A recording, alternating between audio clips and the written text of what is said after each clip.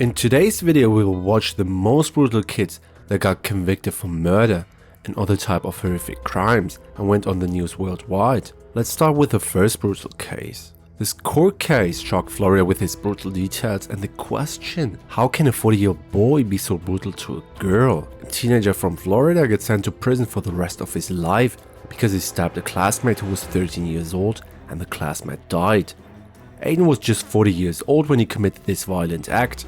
He killed his classmate Tristan Bailey in the woods in St. Johns County, which is in northeastern Florida. As a result, he faced charges as an adult. The judge considered many things before deciding. He thought about Aiden's young age, how much planning went into the crime, and that Aiden acted alone without being forced by anyone.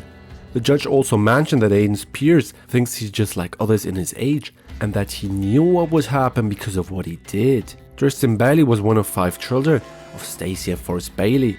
She lived in Durban Crossing in northwest St. Johns County and was a student and cheerleader at Patriot Oaks Academy. Aiden Sean was 14 years old when the crime happened. He went to the same school as Bailey, Patriot Oaks, and lived close by. Aiden's girlfriend and his friend told the police that he often talked about wanting to hurt people. They said he even mentioned planning to take someone into the woods and stab them. Although records for minors under 13 are kept private, State Attorney Larissa mentioned that Aiden hadn't been in trouble with the law before. One night, before she died, a friend told the police that Aiden asked for Bailey's number. He persuaded her to leave her house and meet at a friend's place. Video from a house shows 2 people, probably Aiden and Bailey, walking east from their meeting point. This is near when Bailey's body was found later, close to the end of a retention pond. About an hour and 45 minutes later, the same video shows Aiden returning alone, holding his shoes. He gets sentenced of first-degree murder because the crime was really brutal and planned. Aiden, who did it, was treated like an adult in the case. Because he committed a very serious crime, he was treated like an adult in court with first-degree murder. However, because he was still considered a juvenile at the time, he can't be given the death penalty. Instead, he could spend anywhere from 40 years to the rest of his life in prison. But after he's been in prison for 25 years, the judge can look at his case again. In Florida, there's a chance the judge might decide to give him a less harsh punishment. What do you think of the verdict? Do you agree with it? In 2021, a teenager named Ethan Crumbley was given a long sentencing as a consequence for his actions. He spent his life in prison without any chance of getting out. This is because he shot and killed 4 of his classmates. He also injured 6 other students and 1 teacher at Oxford High School in Michigan. Crumbley pleaded guilty to 1 count of terrorism causing death, a rare conviction in state court. 4 counts of first-degree murder and 90 other charges related to the deadly rampage. The way Ethan executed his plan was one of the most horrible crimes in the history. Ethan admitted to telling Justin Schilling, who was 17, to kneel down and then shooting him up close. He also admitted to shooting Hannah, who was 14 years old, even after she was already on the ground, to make sure she was dead. Judge said, "This is an execution. This is torture." He shot most people multiple times, and as he wrote, he did this for notoriety, as he wanted to go down as biggest school shooter in Michigan history. Crumbley is the first minor to get life without parole in court. This happened after a decision by the US Supreme Court in 2012. The court said it's usually too harsh to give a child the punishment, except in very rare cases. Before the shooting in his high school, Ethan Crumbley wrote in his journal about his plans to find his father's hidden gun and carry out the attack. During the trial, a detective said that James Crumbley kept 2 more guns at home. He stored them in a gun case, locked with the default combination 000. So for the teenager, it was an easy game to get access to it. Ethan had wrote about his mental issues in the journal and that his parents won't listen to him, so as he can't get help, he was committed to do this. Next, we see a case that shocked nationwide, and in 2018 he was released from jail. In January 2018, Christian Fernandez turned 19 years old. He had pleaded guilty to killing his half-brother in 2011. This happened just days before a judge decided to let him go from custody. Interesting is in this case, the Fernandez situation made Duval County rethink how they handle young people who break the law, and it got noticed all across the country. Fernandez was only 12 years old when something really serious happened. It was in March 2011 when he got arrested and treated like an adult for a terrible crime. He He was accused of murdering his brother David at the Carrington Place apartments on Elgin Road. The lawyers said Fernandez hurt his little brother very badly. He hit him so hard that the little boy passed out. They think Fernandez hit the body's head and face against bookshelf many times. The little boy died in the hospital 2 days later because of the severe head injuries, the lawyer said. Fernandez had to spend 4 years in custody. He also has to go to counseling for sexual abuse and trauma. After he finishes his custody time, he has to do 8 years of probation. If Fernandez follows all the rules during probation, he can finish it in 5 years and can be free at 24 years old. But if he breaks any probation rules, he could end up spending 15 years in adult prison in Florida with others. The time with family is the most precious one. Coming together at Christmas Eve or other beautiful days to celebrate is always something special. In this court case, the teenager who murdered 5 family members, including baby, destroyed the future of ever enjoying freedom and creating these memories, even if he would get out. A teenager from Alabama has been given a life sentence in jail with no chance of getting out for killing 5 people in his family. Among the victims were a baby and 2 young kids. The judge called the crime evil. Mason Sisk found out his punishment during his court hearing. He was found guilty by a jury in Alabama for the cruel murders of his father, stepmother, and 3 younger siblings in 2019. Because he was underage when the crimes were committed, he wasn't sentenced to death. Judge Wise said that Sisk's crime was really terrible, disturbing, and full of pure evil. He thought Sisk deserved the toughest punishment the law allows. Sisk apparently didn't show any reaction when he heard the sentence, and he didn't say anything in court.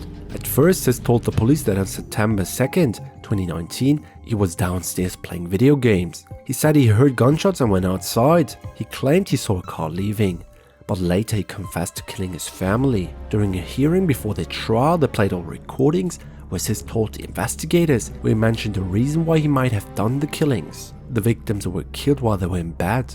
Judge said that the situation in the Sisk case is much worse compared to the other cases where young defendants were given life sentences. District Attorney Jones told the media in a statement, "I've prosecuted a lot of people in my career, and I can tell you that out of all those people, only 4 or 5 people scare the hell out of me, and he's at the top of my list." Mason Sisk is clearly one of the most dangerous people who will be ever sentenced in Limestone County, Jones continued. Sisk was just 14 years old when he shot each of his family members in the head.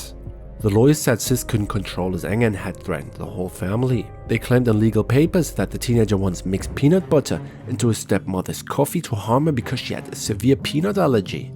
Wise stated that the Sisk killings were one of the few cases where it was right for a young person to get a life sentence without a chance of parole. We go on with the next shocking teen court case, and the story about a teenager killer and how the police eventually caught him is really shocking. Let us understand the details of this 40-year-old kid when he committed the crime to the neighbor's girl. We want you to ask for your opinion about the case after we finish describing it. When Phillips was only 14 years old, he murdered his 8-year-old neighbor, Maddie Clifton, by strangling, hitting, and stabbing her. The whole neighborhood, including Phillips himself, searched desperately for Maddie for 6 days. They even offered a reward of $72,000 for anyone who could bring her back safely. Little did they know that Maddie was actually dead without anyone realizing it when the search began. Her body was hidden under the bed of her friend, the teenager she had been playing baseball with. How did a friendly game between neighbors turn into such a tragic event? What really happened to Maddie Clifton? Let's find it out.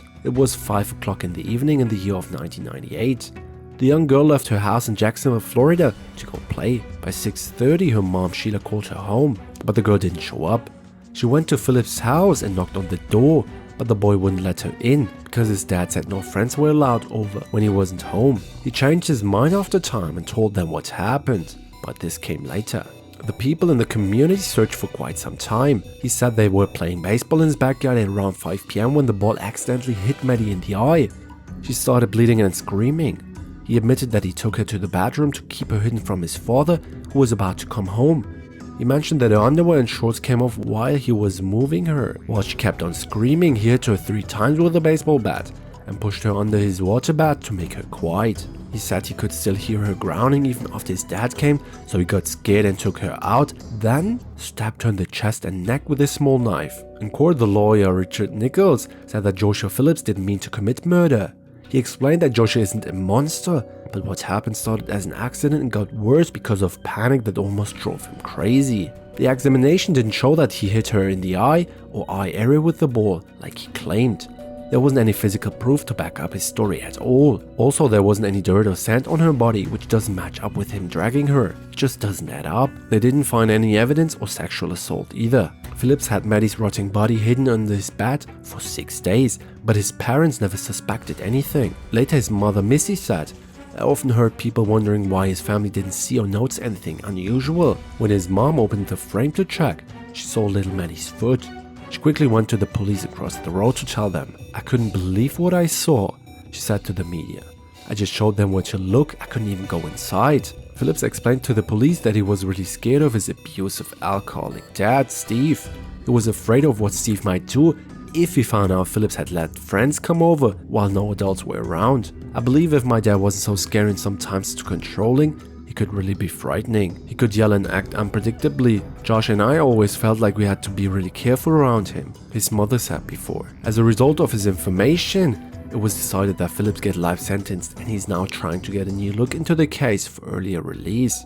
What do you think about this? Next dramatic case shows a teenager's carjacking that ended in the murder of a 73-year-old woman that is described as one of the most violent carjacking the A has ever seen. On court day, it was said that John, 18-year-old from New Orleans, was found guilty of second-degree murder. He's now looking at a lifetime in prison as punishment for causing the death of Linda in March 2022. In court, Baker, Laniera, and Curtis, who are John's partners in crime, got sentenced to 20 years in prison.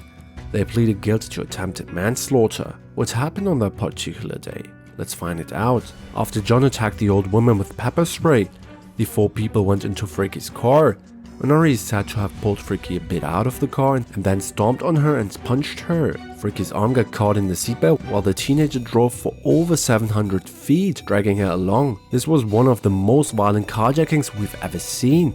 New Orleans Attorney Williams noted, "These young people dragged her, severing her arm as they all fled the scene in her car." Honori supposedly wrote a letter to Fricky's family saying sorry. The teenager said that no family should have to feel that kind of pain, and that he admitted that he made the biggest mistake of his life that day.